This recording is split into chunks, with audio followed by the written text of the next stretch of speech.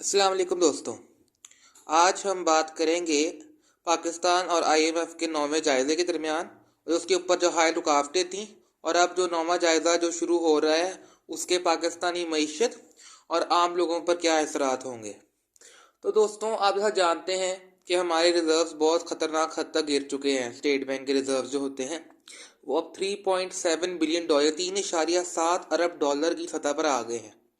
और जो 3.7 अरब डॉलर हैं, ये आपके 3 हफ्तों की दरामदाद को भी पूरा नहीं कर सकते। तो खतरे की घंटी बज चुकी है। मगर उसकी शर्त थी, क्योंकि हमें बहुत ज़रूरत है हमें पैसों की, क्योंकि हमारे जो दोस्त बरादर मालिक हैं जो हमारी मदद करते हैं, उन्होंने भी कहा है कि जब तक आप आईएमएफ आपको क्लियरेंस नहीं देगा और ये रिव्यू पास नहीं करेगा, हम आपकी मदद नहीं कर सकते। और वैसे भी आपको पता है कि वर्ल्ड इकोनॉमिक फोरम का जो हुआ था इजलास डेवोस में अभी जनवरी के में, ये मिड जनवरी में, उधर सऊदी वजीर ख़जाना ने उधर बात करते हुए कहा है कि वो पाकिस्तान, तुर्की और मिस्र को अब बगैर जो फ्री इमदाद, बगैर शराइत के इमदाद नहीं देंगे। उन्होंने कहा है कि हम टैक्स ले सकते हैं अपनी आवाम से, तो भी इन मुल्क ममालिक को भी अपनी आवाम में टैक्स लेना होगा, इस्लाहात, मुआशी इस्लाहात करना होंगी। यानी कि और वैसे भी इंग्लिश का एक मुहावरा है, there are no free lunches. उसका खाना कोई भी नहीं देता, अपनी शराइत होती है, अपने मुफाद होते हैं। तो इसलिए हमें ये चीज़ मद्देनजर रखनी होगी। तो हालात इस हाल तक हैं और ख़तरनाक हद तक अलार्मिंग सिचुएशन है और ख़तरे की घंटी बज चुकी है। अब मैं बात करूंगा कि 9वां जायजे के लिए कुछ शराइत थी आईएमएफ की, और उन्हें मिशन भेजने से पहले मिशन आ गया है आज उसकी। अभी थोड़ी देर पहले मैं भी आपसे जब बात कर रहा हूँ, वो वजारत ख़जाना में वो आए हैं और वो वजीर ख़जाना सागडार्स के और उससे वो मुलाकात कर रहे हैं और गुफ्तगू शुरू होगी। इन 9 दिनों तक ये क़याम करेंगे।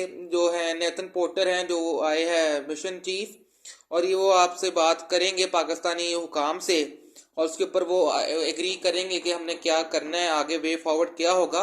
उसके बाद अगर पाकिस्तान और आईएमएफ का स्टाफ लेवल एग्रीमेंट होता है तो फिर दोनों की तरफ से लेटर ऑफ इंटेंट होगा, दोनों पार्टीज हैं वो साइन करेंगी। फिर आईएमएफ का एग्जीक्यूटिव बोर्ड बैठेगा और फिर वो मंजूरी करके हमें किस्त का इजरा करेगा। 9वीं जायजे से पहले आ तो गए हैं, उन्होंने कुछ शराइत रखी थी कि तब आएंगे।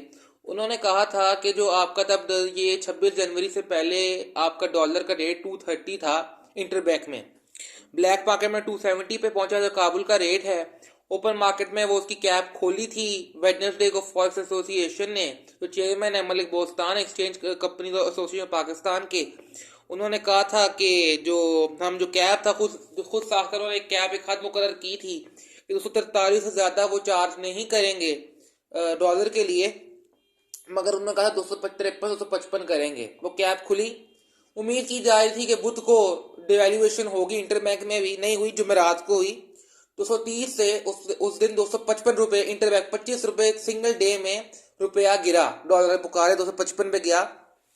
और जुम्मे को वो 262 पे खत्म बंद हुआ है इंटरबैंक में, और कल वो हुआ है 269 पे। और अभी मैं जब थोड़ी देर से बात कर रहा हूँ, सुबह सुबह, ये आज मंगल है, 31 जनवरी है, तो 9 बजे के बाद जब खुल रही है मार्केट सुबह, तो वो हुआ है क्या कहते हैं, वो 270 का हो गया, वो 70 रुपये का हो गया इंटरबैंक, 75 रुपये का कल ओपन मार्केट में बंद हुआ डॉलर। तो आईएमएफ ने कहा था कि जी आपने डॉलर को मार्केट रेट के ऊपर करना है, अपनी फिक्स्ड एक्सचेंज रेट को नहीं करना आपने। उसके अलावा उन्होंने कहा है कि गैस की कीमतें भी बढ़ानी हैं, क्योंकि आप जानते हैं कि हम एलएनजी इंपोर्ट करते हैं, कतर से मुआहदे हुए हैं। पाकिस्तान में रिजर्व्स ऑफ गैस के जरूरियात पूरी नहीं होती जो लोकल आपकी है डोमेस्टिक सोर्सेज है गैस की, तो इसलिए हम एलएनजी इंपोर्ट करते हैं। आज रूस यूक्रेन जंग के बाद $40 बिलियन फी MMBTU हो गई हुई है, और स्पॉट के ऊपर कतर के से, मगर जो हमारा लॉन्ग टर्म मुआहदा है 15 साल का, उसकी वजह से छोटे 6 कार्गो आते हैं, मगर डॉलर भी महंगा हो रहा है और आलमी मंडी में भी कीमतें बढ़ गई हैं, तो इसलिए अब आपको महंगा पड़ता है। मगर हुकूमत पाकिस्तान सब्सिडी करके देती है, और उस वजह से गैस के शोबे में सिर्फ 1500 अरब का गर्दिशी कर्जा हो गया, सर्कुलर डेट जिसे हम कहते हैं, वो 1500 अरब तक पहुंच चुका है। और सुई नॉर्दर्न गैस पाइपलाइन लिमिटेड और सुई सदर्न गैस पर जो है कंपनी, वो बहुत ज़्यादा नुकसान का नुकसान है वो भर रहे हैं, अपने ऊपर से पले लेके हुकूमत सब्सिडी दे रही है, वो घाटे में जा रही हैं दोनों कंपनीज। तो 1500 अरब पे चला गया है वो क्या कहते हैं उनका जो लॉसेज है सर्कुलर डेट का। तो आईएमएफ ने कहा है कि जी ये एक बहुत बड़ा मसला है, इसे ख़त्म कीजिए। तो उसके ऊपर ये मुज़ाकरात हो रहे हैं कि 850 अरब जो रुपए हैं वो जो है जो कर्जा है कृषि कर्जा वो इस तरह ख़त्म किया जाएगा कि जो OGTCL है, जो है PPL है, और ये SNGPL और SSGC वगैरह है, हमारी पेट्रोलियम है, ये नए शेयर स्टॉक मार्केट पे इशू करेंगे 850 अरब मालियत के, उस तरह वो उनको बैलेंस ऑफ कर देंगे। और बाकी 650 अरब का जो नुकसान है वो गैस की कीमतें 75% बढ़ा के दोनों तरफ जो है फी MMBTU SNGPL सुई नॉर्दर्न की भी और सुई सदर्न की भी इस तरह बढ़ाई जाएंगी। दूसरा, उन्होंने बिजली की कीमतों में भी इजाफे का मुतालबा किया है, क्योंकि जो कृषि कर्जा है बिजली के शोबे वो भी 42 अरब तक पहुंच चुका है और रुक नहीं रहा। जितने मर्जी उसमें एक मसला है आपका डिस्ट्रीब्यूशन कॉस्ट का, ट्रांसमिशन कॉस्ट का, और जो आपका जो ट्रांसमिशन जो स्ट्रक्चर है, जो सिस्टम है वो बहुत सीधा है, उसी वजह से लॉसेज हैं। बिजली चोरी का भी बहुत बड़ा मसला है। तो हुकूमत नुकसान अदा कर रही है।